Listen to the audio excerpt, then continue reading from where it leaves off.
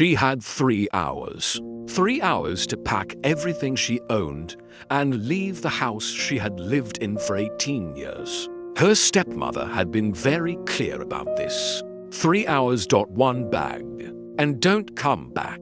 Her father had said nothing. She had looked at him, at the man who had raised her, who had been her father in every way that mattered, who was now standing in the kitchen doorway saying nothing. And she had understood that saying nothing was its own answer. She packed one bag. She walked. For 2 hours she walked without direction, without destination, with the particular focus of someone who cannot afford to stop. The rain started at 4 o'clock. She turned off the road onto a track she had not seen before, just to get out of the rain. The track led through overgrown trees to a gate. The gate was rusted, but not locked. Beyond it, a mansion, or what had been a mansion. Windows dark, walls covered in ivy. The particular silence of somewhere that has been left for a very long time. She pushed the gate. She walked up the path. She knocked on the door because knocking was what you did. The door opened. A man, perhaps 40, unshaven. The particular expression of someone who has not seen another person in a very long time and is not sure what to do with the seeing. She looked at him. He looked at her. Asteriski just needed to get out of the rain.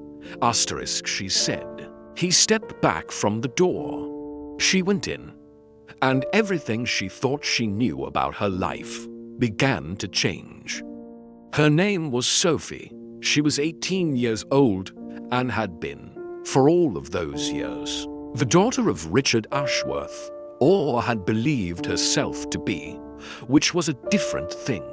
A distinction she would not understand for several months. Richard Ashworth was the kind of man who meant well and executed poorly. He had loved Sophie in the way of someone who found love easier when it was not tested. And the arrival of Diana, his second wife, the woman he had married when Sophie was 14, had been a test he had not passed. Diana had not wanted Sophie. Not dramatically. Diana was not a dramatic woman. She was precise and organized and had the particular patience of someone who had decided on an outcome and was willing to wait for the correct moment to implement it. The correct moment had arrived on Sophie's 18th birthday, not on the day itself. Diana had a sense of occasion. 2 days after, on a Tuesday morning, when the celebration was over and the legal adulthood was established and there was nothing sentimental left to hide behind. "You're 18 now," Diana had said. "You're an adult. It's time to find your own way." Sophie had looked at her father. Her father had looked at the kitchen floor. 3 hours, Diana had said. "I think that's fair." Sophie had packed one bag. She had not cried, had decided, in the particular way of someone who understood that certain moments required everything you had, that crying was a resource she could not spend right now. She had walked out of the house at 11:43 in the morning. She had not looked back. The rain started at 4. She had been walking for 2 hours and 20 minutes. She knew this because she had been counting, had been giving herself the particular task of counting because the counting kept her present, and present was the only place she could afford to be. She turned off the main road onto a track she had not seen before. Not a decision exactly, a response to rain. The specific pragmatism of someone who needed to be out of it, and had found the first available option. The track was narrow and overgrown, the kind that suggested it had been used and then forgotten, which meant it led somewhere that had been used and then forgotten. The gate was at the end of it, old iron, rusted at the hinges, ivy threading through the bars. A chain. but no padlock.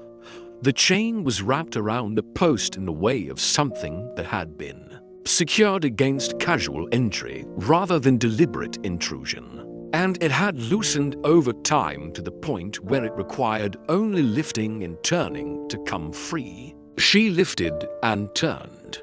The gate opened with the particular sound of something that had not been moved in a long time. Beyond it, a drive, overgrown, the original gravel barely visible under years of encroachment.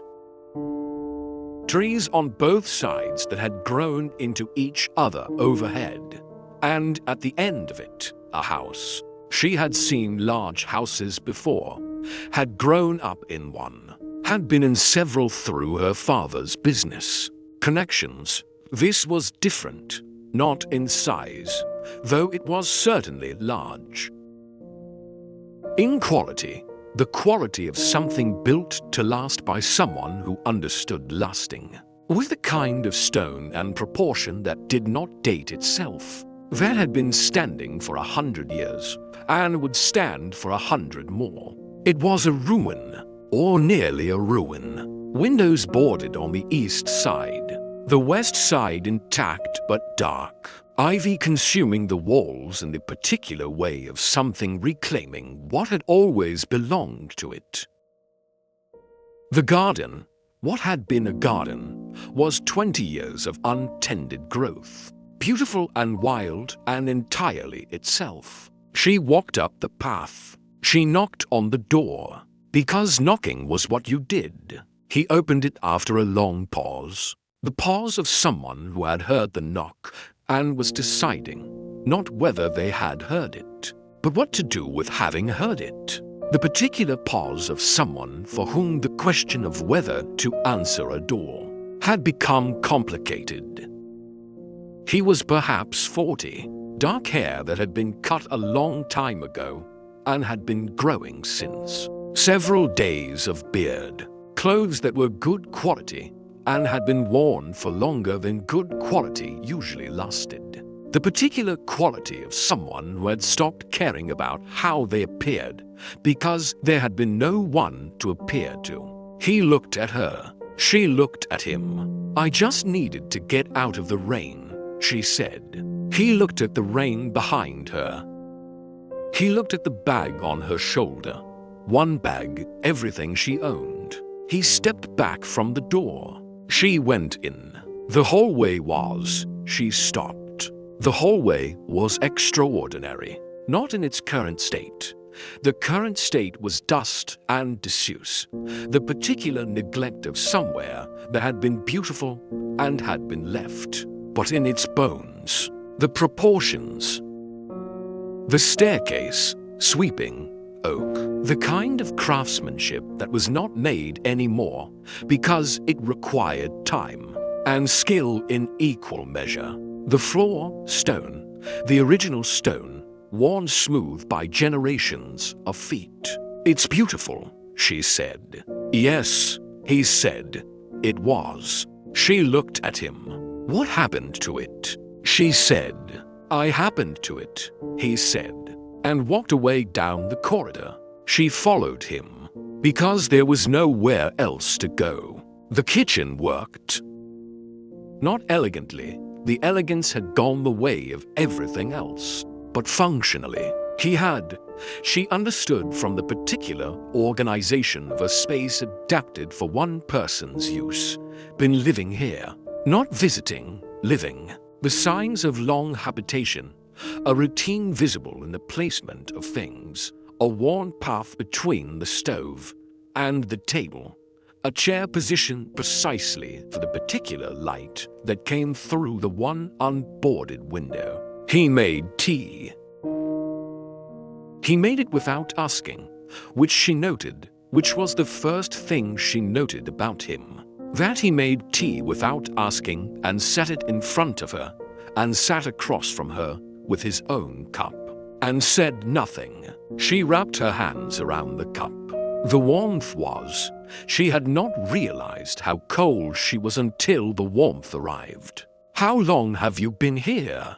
she said. 3 years, he said. "Alone?" Yes. Why? He looked at his cup. I needed to disappear, he said. And this was where I came. Why here specifically? He looked at her. It's mine, he said. Or was. The legality is complicated. You own this. My family did, he said. It's been disputed for years. She looked at the kitchen, at the bones of something built by someone who had resources and taste, and the particular understanding that a kitchen should be the heart of a house. What's your name? She said. Daniel, he said. Sophie, she said. Where are you going, Sophie? She looked at her bag. I don't know yet, she said. How old are you? 18, she said. As of 2 days ago. He looked at the bag again. You can't stay tonight, he said. If you need to. She looked at him, at the man who had been alone in a ruined mansion for 3 years and had made tea without asking and offered a roof without conditions. Thank you, she said. There are 12 bedrooms, he said. Most of them are fine. The east side has water damage, but the west is intact. Why do you stay? She said. In a place this size, alone. He looked at the window. Because leaving, he said, would mean deciding what comes next. And I haven't been ready to decide. She understood that completely. She stayed for 3 days. Not because she had planned to. She had planned to leave in the morning, had told herself the rain would stop and she would go and find somewhere and work something out. But the morning came, and she had found herself in the kitchen at 7 making tea the way he had showed her. And Daniel had come in at 7:30, and they had sat in the morning kitchen. And it had seemed, for the first time in days, like somewhere she was supposed to be. She explored on the second day. Not intrusively, she had asked, which he had received with the expression of someone who had not been asked permission for something in a long time. Yes, he had said. All of it. I don't mind. She explored all of it. The West Wing, intact, as he had said, and more than intact. Extraordinary. The proportions of each room, the fireplaces, the plasterwork on the ceilings that had survived 3 years of abandonment, through the sheer quality of its original construction.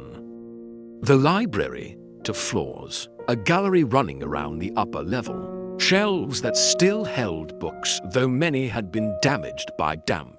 The portrait gallery. She stopped there. A long room on the second floor, north-facing. The kind of room designed specifically for hanging portraits in good light. Most of the frames were empty, the portraits removed, she assumed, at some point in the mansion's complicated history. But not all. At the end of the gallery, 3 portraits remained. A man, perhaps 60, painted perhaps 100 years ago, with the particular expression of someone accustomed to authority. A woman beside him, warm-faced, dark-haired, and between them, slightly smaller, a portrait of a girl, perhaps 12 years old in the portrait. Dark hair. Sophie stood in front of the portrait for a long time. She did not understand immediately. She understood slowly, the particular slow understanding of something too large, to arrive all at once. The girl in the portrait had her face. She found him in the library. He looked up when she came in. He saw her face. He set down his book. You found the gallery, he said.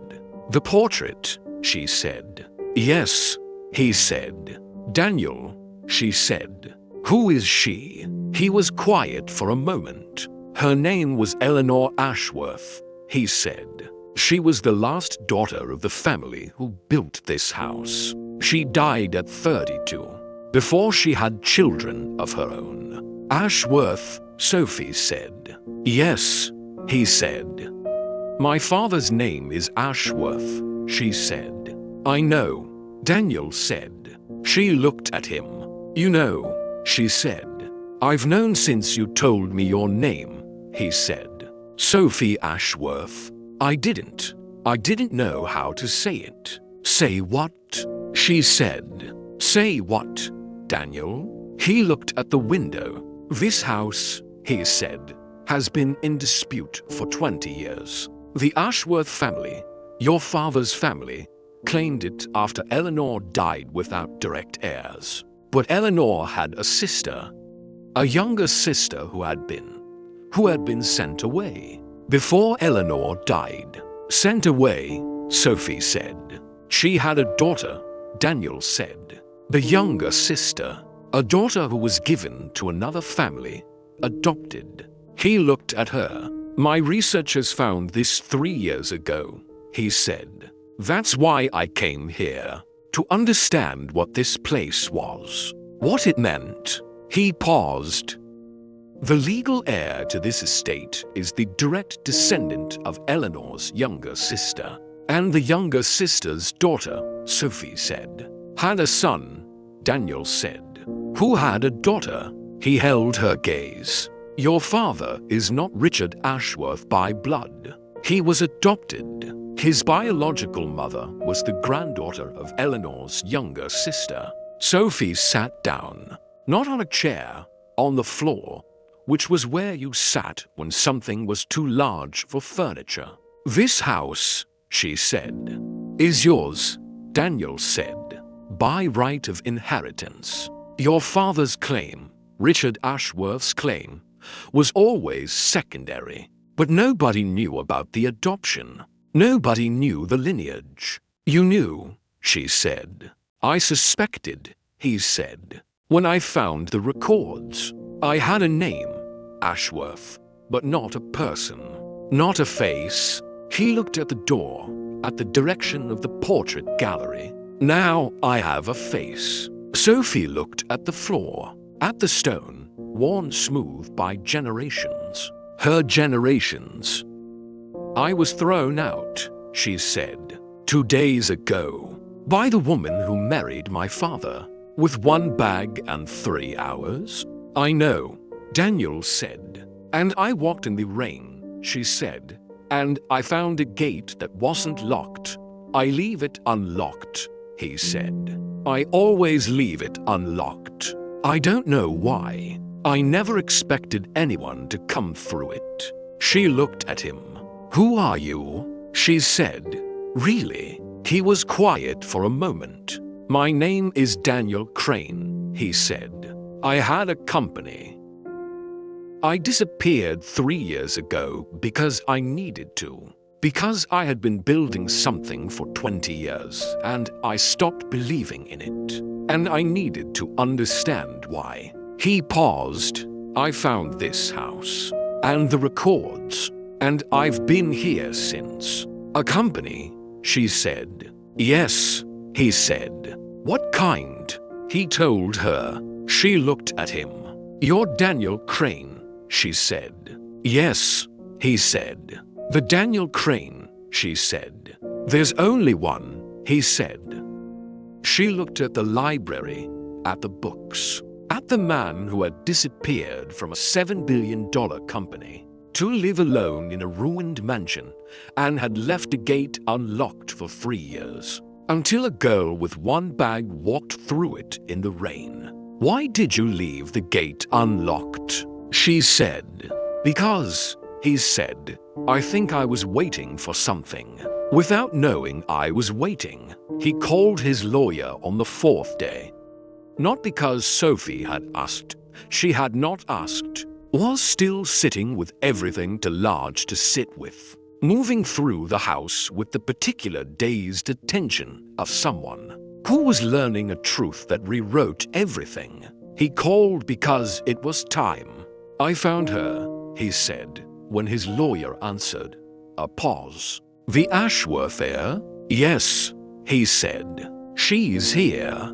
Daniel, She was thrown out of her home 2 days ago, he said, by a woman who had no legal right to throw her out of anything, as it turns out. He paused. I need you here, with everything. The lawyer arrived on the 6th day. Her name was Dr. Sarah Park, and she had been Daniel's lawyer for 15 years and had spent 3 of those years managing the particular complexity of a man who had disappeared and left her to handle everything in his absence. She sat across from Sophie in the kitchen. She laid out the documents. She explained.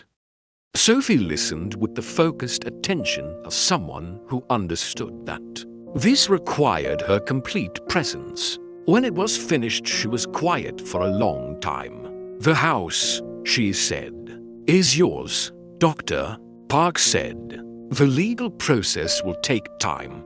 These things always do. But the claim is clear. The documentation is comprehensive. She paused. Richard Ashworth's claim, your father's claim, was based on a misunderstanding of the lineage.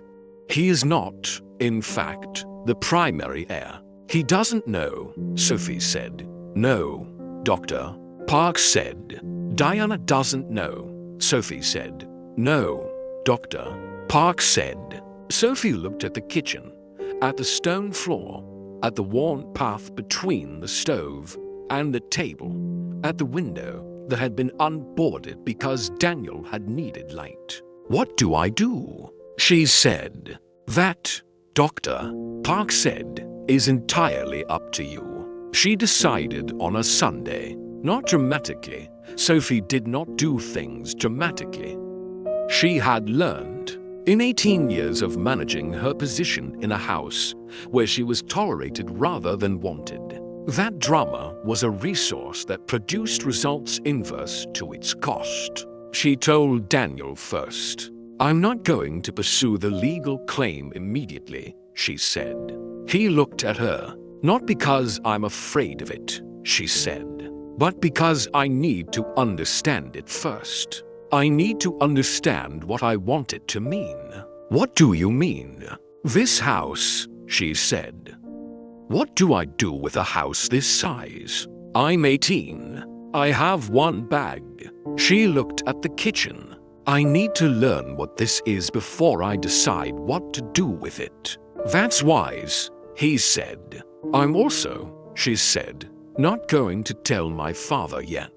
Also wise. But, she said, I am going to stay. If that's, she paused. If that's all right with you. He looked at her. It's your house, he said. It's also where you've been living for 3 years, she said.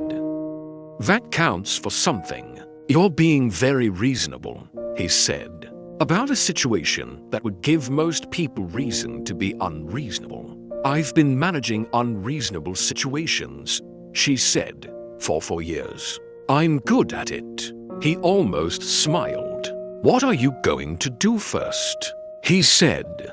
She looked at the boarded east wing window. Fix the windows, she said. Get some light in. The house came back slowly.